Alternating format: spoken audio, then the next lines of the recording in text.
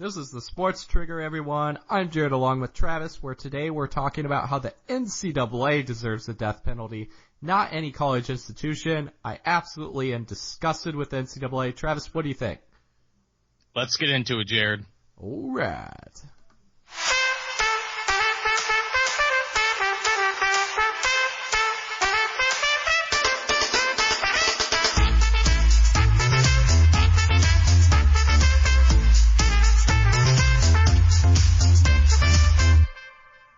Hello, everyone, and welcome back to the Sports Trigger. Today we're going to unleash on the NCAA and why they deserve the death penalty. So, Travis, I could go on all day. Let's let you kick this one off. I am completely disgusted with the NCAA. You know, that's probably putting it lightly. And I'm an avid NCAA fan. I love NCAA football, NCAA basketball, NCAA sports in general above all other sports just because of the passion and everything that comes with it. And, you know, there's just so much that's happened just over the past 10 years with academic issues, domestic abuse. You know, there's the Baylor scandal. Obviously, everyone knows of the Penn State scandal, which was absolutely terrible. Then you have, as of late, the Louisville scandal. You have UNC academic issues. The list goes on, and it's so terrible that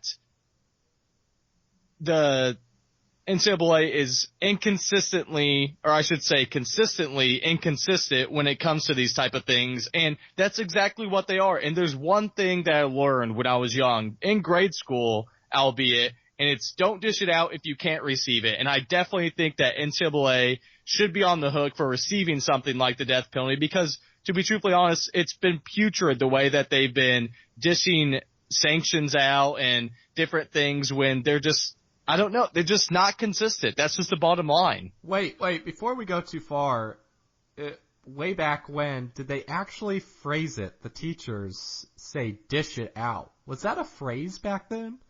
That was a phrase. I don't know if it was a teacher, but it was a coach, some coaches. Okay, I want to say the teachers. There's some clarity there. And for all of our listeners, just so you know how mad Travis is, we actually had to re-record this episode because about halfway through the last one, he was taking his laptop and smashing it over his knee.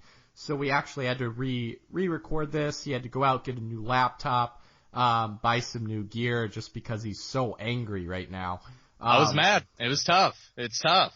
Yeah, it's tough. You know, I just can't sit by and watch this stuff anymore without, you know, it's almost comical, but at the same time it's sad. I mean, you have Penn State, an organization that's had 10, 15 years of child abuse under their watch. I don't care what you say, who knew about it, still under their watch. SMU got the death penalty because of recruiting violations. Are you kidding me? Players are receiving cash and you give them a death penalty? Like, get out of here. You have Baylor, I'm not going to say the whole football squad, but you have a very significant amount of cases, not only just in the football, but their whole athletic department of allegations. And so I will say some of them are allegations, but some of them have come to fruition. Where's the death penalty there? Where are you, NCAA? Maybe it's because Baylor's been winning some games. Maybe that's why you've been a little silent. Maybe, Penn State's been a good institution. They're like, maybe we'll be a little silent on this too. We're not going to give them a death penalty now. It's just atrocious. I just don't get it.